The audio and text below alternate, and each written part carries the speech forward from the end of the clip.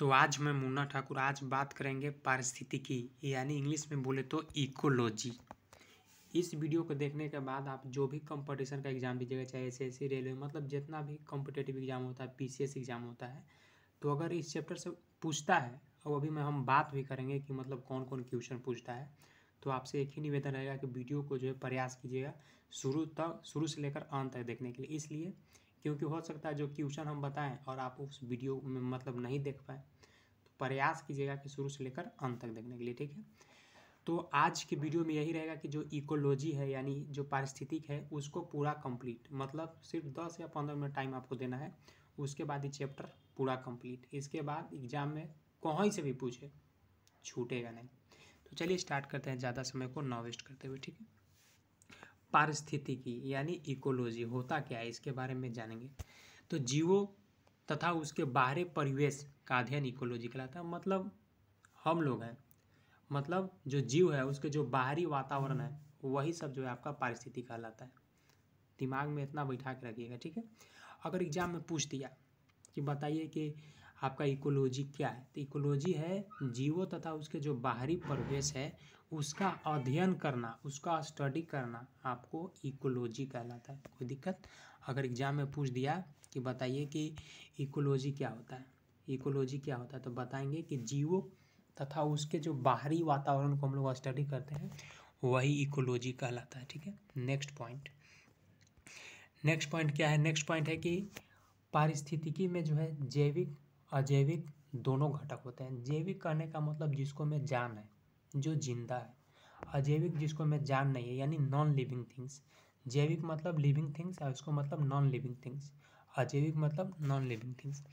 ये सब जो है आपको पारिस्थितिक तंत्र में, तो ऑफकोर्स ऐसा भी कॉमन सा बात है कि दुए चीज़ है, ये होगा, एगो जिंदा रहेगा या मरा हुआ रहेगा। तो जिंदा रहेगा यानी लिविंग थिंग्स यानी जैविक, और नॉन लिविंग थिंग्स यानी अजैविक, ठीक है।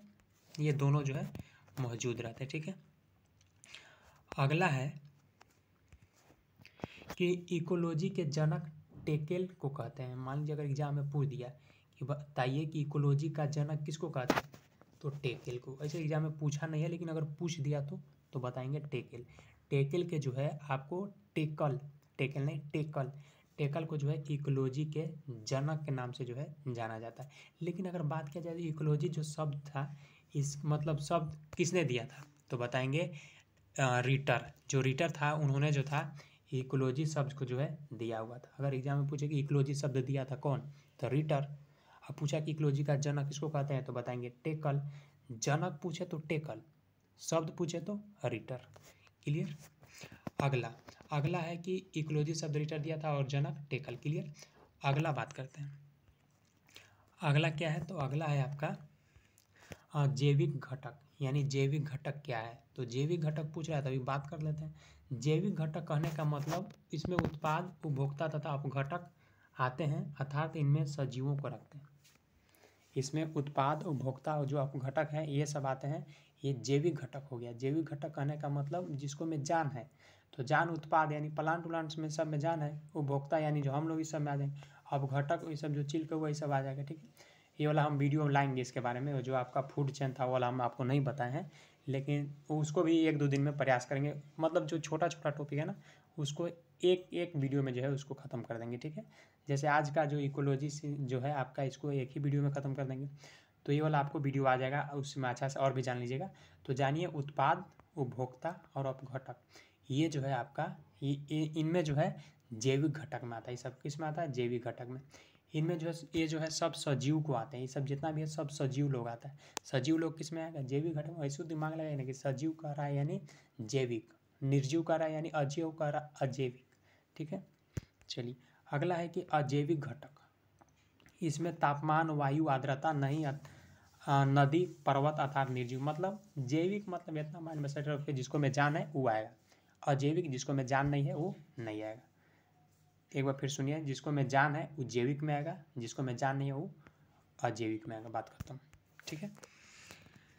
अब देखिए यहाँ पे आपका जो है स्थल मंडल, पृथ्वी, सब जो है आपका बना हुआ है। यहाँ देखिए, इसको छोटा कर लेते हैं। ये पारितंत्र ऐसा होता है, ठीक है। यहाँ देखिए, ये क्या है, ये ऊपर वाला आपका वायुमंडल हो गया, उसके बाद वायुमंडल हो गया, नीचे वाला ये सब क्या होगा, स्थल मंडल। हम लोग स्थल मंडल में आएंगे, ठीक है। जल मंडल में मछली सब आएगा, वायुमंडल में पक्षी सब कभी कभी उड़ता है, वो सब आ जाएगा, ठीक है। तो ये इसका सिस्टम है, ठीक है। चलिए ये हो गया। अब थोड़ा सा देख लेते हैं पारितंत्र। पारितंत्र क्या होता है, ठीक है। पारितंत्र क्या होता है, तो पारितंत्र कहने का मतलब है कि पारितंत्र वह सबसे छोटी इकाई जिसमें सजीव यानी जैव घटक तथा निर्जीव यानी अजैव दोनों जो है साथ में रहते हैं। सबसे छोटा पारितंत्र जल का बूंद। बहुत बहुत इंपॉर्टेंट क्वेश्चन एग्जाम में अगर पूछ दिया कि बताइए कि सबसे छोटा जो है, सबसे छोटा पारितंत्र कौन सा है, परितंत्र कौन सा है, तो बताएंगे जल का बूंद। जल का बूंद जो है सबसे छोटा पारितंत्र है। अगर मान लीजिए वही पूछ दिया कि सबसे बड़ा, तो बताएंगे समुद्र, ठीक है। अगला, इसमें जो है डेटम नामक शैवाल पाया जाता है। मान लीजिए हम लोग जान गए कि सबसे छोटा परितंत्र पूछे है ना, तो हम लोग जान गए जल के बूंद। क्यों, ऐसा क्या बात है, तो इसमें जो है डेटम नामक जो है शैवाल पाया जाता है, ठीक है। जबकि किसी व्यक्ति का डुबाकर मारा जाता है तो इसके फेफड़े में डेटम की जांच की जाती है। जब मान लीजिए कोई आदमी को डुबा के नदी में मार दिया, चाहे पानी में कहीं डुबा के अगर मार दिया, तो मतलब इसके जांच के लिए जो है आपको फेफड़े में जांच किया जाता है कि डेटम तो नहीं चला गया है जिसके चलते मर गया, ठीक है। तो मतलब जल के बूंद में जो है डेटम पाया जाता है।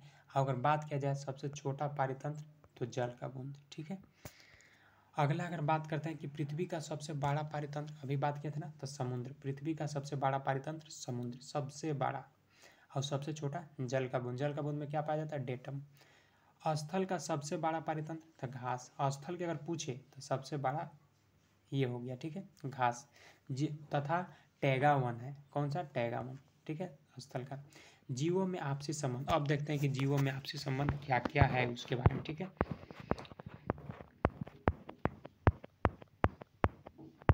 तो यहाँ पे है आपका जीव, ठीक है। एक मिनट, इसको पूरा छोटे कर देते हैं तभी अच्छा रहेगा। पता नहीं दिखेगा कि नहीं, दिखना तो चाहिए मेरे हिसाब से। चलिए, तो ये हो गया जीव। जीव से आपको दो गो पार्ट में बटा, इसको कलर अगर चेंज कर लेते तो बेस्ट है। जीव से दो गो पार्ट में, एगो स्वपोषी एगो परपोषी। स्वपोषी परपोषी। अब स्वपोषी को दो गो पार्ट में बांटा, एगो शैवाल हो गया और एगो पादप हो गया। एगो शैवाल और एगो पादप। अब ये हो गया दूसरा परपोषी। जीव था उसको दो गो पार्ट में, एगो स्वपोषी में मतलब जो खाना अपने बनाएगा ऑटोट्रोफ्स, और दूसरा परपोषी में जो अपना खाना अपने नहीं बनाएगा, वो हो गया, ठीक है। तो जो स्वपोषी यानी जो अपने खाना बनाएगा उसको भी दो गो बेटा है, यानी पादप हो गया एगो शैवाल हो गया, ठीक है। अब हो गया। अब बात करेंगे कि जो परपोषी है उसको जो है चार भाग में, यानी एगो सहजीवी जिसको बोलते हैं, इंग्लिश में क्या लिखा हुआ है एक बार देख लेते हैं, सिम्बायोसिस, ठीक है, सिम्बायोसिस। और दूसरा है वो सहजीवी है यानी सिम्बायोसिस, और दूसरा है सहयोगी, और तीसरा है परजीवी, और चौथा है मृतजीवी। यानी सहयोगी को क्या बोलेंगे, कॉमन सेलिलिज्म, सेलिलिज्म। और परजीवी को पैरासाइटिक, और इसको सेप्रोफाइटिक, ठीक है। पता चल गया कि ये जो है आपका परपोषी का, यानी जो अपना खाना स्वयं नहीं बनाता उसके लिए, ठीक है। चलिए अब देखते हैं लाइन बाय लाइन, ठीक है। तो पहला है आपका क्या चीज़ है, हाँ, तो इसको थोड़ा सा जान लेते हैं, उसके बाद जो है आपको पूरा अच्छा समझ में आएगा क्या है क्या नहीं से। चलिए एक मिनट रुकिएगा, थोड़ा सा ये PDF है ना तो इसके चलते। तो देखिए स्वपोषी कहने का मतलब क्या चीज़, ये अपना खाना भोजन स्वयं बनाते हैं क्योंकि इसमें क्लोरोफिल होता है। बहुत इंपॉर्टेंट क्वेश्चन अगर मान लीजिए एग्जाम में पूछ ही दिया कि बताइए को मतलब जो स्वपोषी है अपना खाना बना लेते हैं स्वयं, कारण क्या है, कारण यही कि इसमें क्लोरोफिल होता है, ठीक है। अगर जैसे पादप हो गया, प्लांट हो गया, शैवाल हो गया, जीवाणु, ये सब आपका आएगा किस में, स्वपोषी में, ठीक है। अगला अगर बात किया जाए तो अगला आपका क्या है, अगला आपका है परपोषी।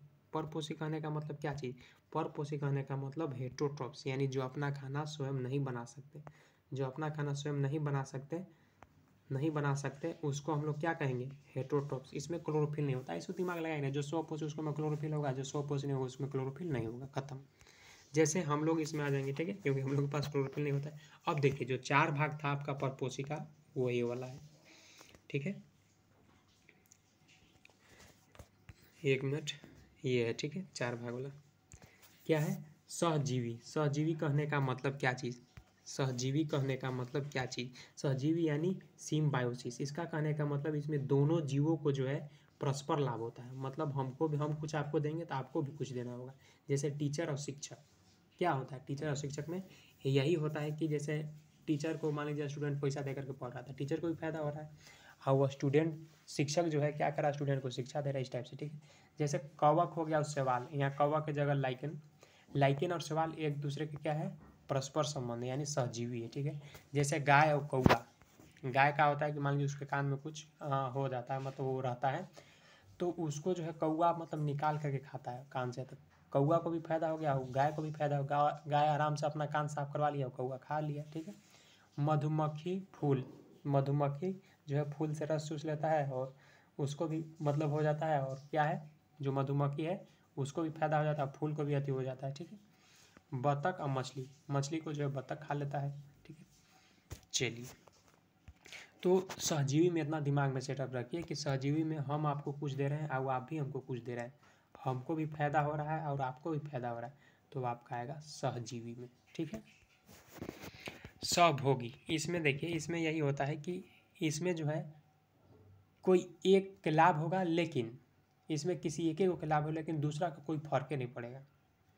जैसे क्या होता है अधिपाद, आर्किट, सपोज कीजिए, मान लीजिए, जैसे इसमें क्या होगा, कोई एक के लाभ होगा, ठीक है। जैसे मान लीजिए खान सर पढ़ा रहे हैं, ठीक है, खान सर पढ़ा रहे हैं, बहुत कोई को पढ़ा रहे हैं, ठीक है। लेकिन क्या हो रहा है कि मान लीजिए कभी कभी बच्चा क्या करता है कि ऐसा ही जाता है बिना ID कार्ड के, ठीक है। तो खान सर के तो पढ़ा रहे हैं, उनका काम है पढ़ाना, चलिए ठीक है। लेकिन जो बाकी कोई गया स्टूडेंट, जो बाकी गया यहाँ खान सर के पास पढ़ने, तो पढ़ने के बाद क्या हुआ, लड़का का फायदा हुआ, लेकिन खान सर के कोई असर पड़ा नहीं, क्योंकि वो ऐसा ही वो हज़ारों को पढ़ाते हैं, लाखों को पढ़ाते हैं, तो वो कोई असर नहीं पड़ा। तो वही बात हुआ कि मतलब इसमें जो है सिर्फ एक ही को फायदा होगा, लेकिन दूसरा का कोई असर नहीं दिखेगा। एग्जाम्पल है अधिपाद, आर्किट, ठीक है। सहजीवी वाला एग्जाम्पल इंपॉर्टेंट है, यहाँ पे लाइकेन और सवाल जो कर लीजिएगा, यहाँ के कवक सवाल है, यहाँ पे लाइकेन और सवाल कर लीजिएगा, बहुत इंपॉर्टेंट क्वेश्चन है, यहाँ से एग्जाम में पूछता है, ठीक है। लाइकेन और सवाल कर लीजिएगा, ठीक है। चलिए, अगला है परजीविका। परजीविका कहने का मतलब है कि इसमें क्या होता है कि आपका जो है जिस जीव पर उगते हैं उन्हें ही क्षति पहुंचाते हैं। मतलब जिस जीव पर उगते हैं, मतलब जौन जीव पर अगर रहेगा उसको ही क्षति पहुंचाएगा। जैसे वृद्धि विकास के लिए हानिकारक होते हैं, मतलब डेवलपमेंट करने के लिए, ग्रोथ करने के लिए क्या होता है, ये हानिकारक होता है, ठीक है। जैसे खटमल, मच्छर, जैसे मच्छर का हो गया, तो इसमें जिस जीव पर रहेगा उसको उगते हैं उन्हीं को क्षति पहुंचे। जैसे मान लीजिए मच्छर वो हमारे ऊपर आया, ठीक है, मच्छर हमारे ऊपर आया और क्या किया कि वो खून चूस करके भाग गया, तो खून चूस के भाग गया तो उसको फायदा हो गया, हमको क्या हो गया, नुकसान हो गया। तो यही हो परजीविका में क्या होगा कि दूसरा के नुकसान होगा, एगो के फायदा होगा, ठीक है।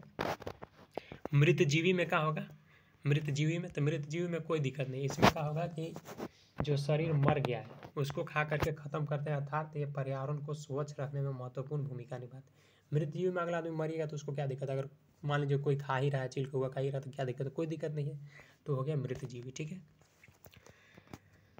अगला यहाँ देखिए बहुत इंपॉर्टेंट, जो जीवाणु जो है पृथ्वी पर हाइड्रोजन चक्र को जो है फॉलो करते हैं, जीवाणु, ठीक है। अब देखिए यहाँ से इंपॉर्टेंट है, मैं आपको बताता हूँ कि यहाँ से कौन कौन एग्जाम में पूछता है। सर बताए थे कि आपको जो है यहाँ से जैसे मरुस्थल, 1 मिनट, मरुस्थलीय क्षेत्र में उगने वाले पौधे जिसको बोलते हैं, क्या बोलते हैं, जीरोफाइटिक, जीरोफाइट यानी मरुस्थल वाला बहुत इंपॉर्टेंट क्वेश्चन है, एग्जाम में पूछ दिया कि बताइए कि जो मरुस्थल स्थान में जो है पौधा उगता है उसको क्या बोलते हैं, तो बताएंगे जीरोफाइटिक, याद रखिएगा बहुत इंपॉर्टेंट है, ठीक है, BVI, ठीक है। अगला, अगला क्या है, लवणीय यानी जल, लवणीय जल यानी हेलोफाइटिक, हेलोफाइटिक, और ये क्या था मरुस्थल में, जीरोफाइटिक, ठीक है। अगला बहुत इंपॉर्टेंट है, जो जल वाला है ना, बहुत, तो याद है बजाय, जल यानी हाइड्रो, तो हाइड्रोफाइटिक, ठीक है। आर्द्र भूमि यानी हाइगोफाइटिक, सब में फाइटिक लगा हुआ है, ठीक है, कोई दिक्कत नहीं है, बस ट्रिक लगाना है। जैसे लिथोफाइटिक, ये आपका किस में आएगा, तो चट्टान में आएगा, ठीक है।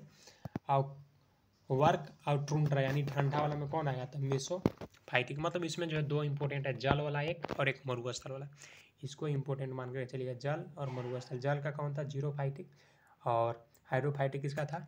तो हाइड्रोफाइटिक था आपका जल का, और मरुस्थल का जीरोफाइटिक। तो मेरे हिसाब से लगता है कि आज का चैप्टर जो है पूरा खत्म हो गया। एक बार फिर से देख लेते हैं थोड़ा सा।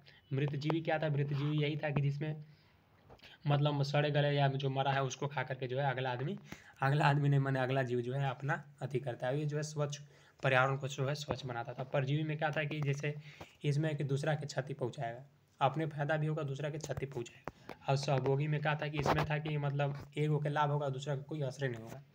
और सहजीवी में दोनों के लाभ होगा, दोनों को फायदा होगा। ठीक है, खत्म हो गया। परपोषी पता चलिएगा। हेटरोट्रोप्स क्या था? ऑटोट्रोप्स क्या था? तो ऑटोट्रोप्स वही था जो अपना खाना स्वयं बना लेगा, हेटरोट्रोप्स वही था जो अपना खाना स्वयं नहीं बना पाएगा। बस बात खत्म। पारिस्थितिक क्या, इसका स्टडी क्या कहलाता था? इकोलॉजी कहलाता। मतलब जीव और उसके बाहर का जो अध्ययन हो इकोलॉजी कहलाता है। जैविक घटक पता चलिए गया, और अजैविक। जैविक मतलब जिसको में जिंदा मतलब जो लिविंग है वो जैविक में आएगा, और अजैविक में जो मरा हुआ चीज़ है। तो फाइनली जो है हम लोग इस वीडियो में जो है डिस्कस कर लिए क्या चीज़? पारिस्थितिकी यानी इकोलॉजी चैप्टर। ठीक है, तो आपको अगर वीडियो पसंद आता हो तो लाइक कीजिएगा, कमेंट कीजिएगा, दोस्तों के साथ जरूर शेयर कीजिएगा।